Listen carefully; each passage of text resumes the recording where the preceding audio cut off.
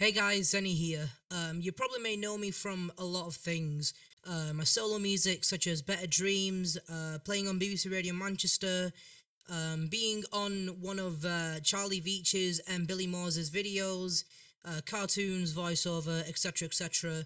And I've been wanting to make this video for quite a long time now, and finally I've gotten to the chance of making it.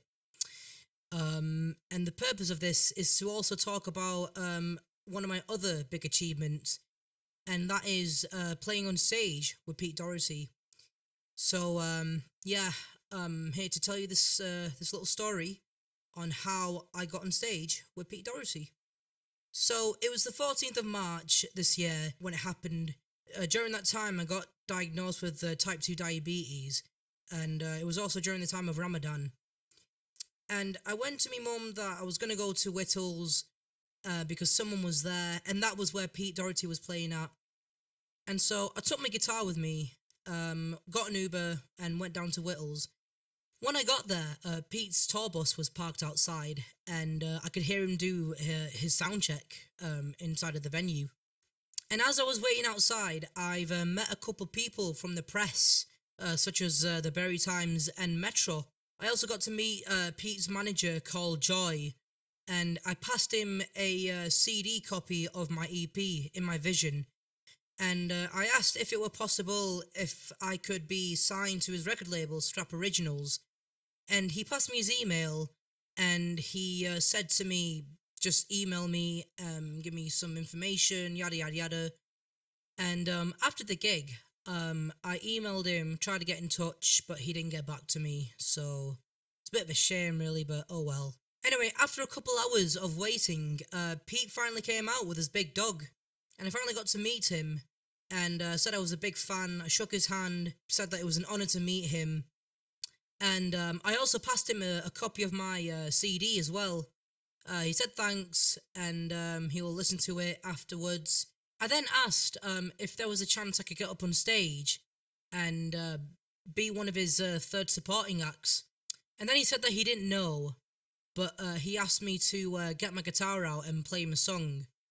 And I briefly played him Don't Look Back Into the Sun. He was singing along with me a little bit. And he said that you can't play that, I'm playing that tonight.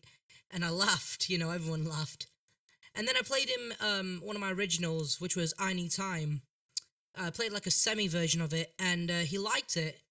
And he went, alright, you can come up on stage and play about 2 songs. And that day, everything changed for me. When I got in, I thanked him, and he said, you're welcome. And then he informed me that I can't come into the backstage with him and hang out. But he said that it was better than nothing, which I totally agreed with him. And then again, though, at least his exposure, which what really mattered. After I was awaiting to get up on stage, I went out to the back, and Pete was there with, which I believe it was her daughter, Billy May. I had a moment with him, we talked. I said that I'd been recently diagnosed with type 2 diabetes, and he said, yeah, you gotta watch out for the sugars, man. And I of course, agreed with him there. And we had a good conversation. I asked him about, when were the Libertines, getting back, on stage, and when are they going to rehearse? And Pete said that they don't really rehearse, which is, a bit of a surprise for me. But it makes a lot of sense because of how great they are. And I asked him about the Babyshambles, and I also asked him about his son Astel Doherty. And he said to me that, yeah, he's, interested in doing films and stuff, and I told him that I've got autism. And he said, oh, right, yeah, Astel's got Asperger's. And I was like, oh, wow, that's very surprising, that. It's really cool. And before I actually saw him outside, I went over to him and I asked him about the time he got Lee Mathers of the Lars to play on stage with him back in 2009. I asked what happened with Lee, and he said, well, he likes to do his own thing. And I can't really remember much what I said. I mean, what he said to me, sorry. And I also showed him my mobile that I've got. I used a Nokia 3310E and showed it to him, and he was like, "Oh wow, I used to use that phone," and I just thought I'd show off my nostalgia to him, my love for nostalgia, and yeah. Anyways, coming back to when we were talking at the back, I told him a lot about my mental health issues, and he gave me a hug. He said, Everything's gonna be all right, Zenny." And honestly, he was such a nice guy. He was so generous, and honestly, that I didn't think that he would actually get me on stage. I didn't get my hopes up too high, but really, it was the best thing that ever happened. He also complimented about my Sky T-shirt that I was wearing. Just my love for television, and I said to him, "Yeah, that's my personality." As the hours passed, I finally went up on stage. Pete introduced me to the crowd, and I was going to use my guitar, which was my Epiphone J200, the inspired by Gibson one, but the battery was pretty much dead inside, so I wasn't able to use it. And so Pete let me use his guitar, and honestly, it was the best thing that had ever happened. I then introduced myself to the crowd, and I played Better Dreams and If I Fade. And during If I Fade, Pete jumped on stage, and he started to play the drums with me. After I got off on stage, I thanked everyone, and then secretly, I decided to get my CDs out, more copies of my EP, and just sell them out to the people who loved me on stage. And one guy asked for a signed a signed CD off me and Pete Doherty. And as I passed it to Pete, he signed it, and just drew like a hat and a mustache of me and some glasses and a little smiley face, and passed it to the guy.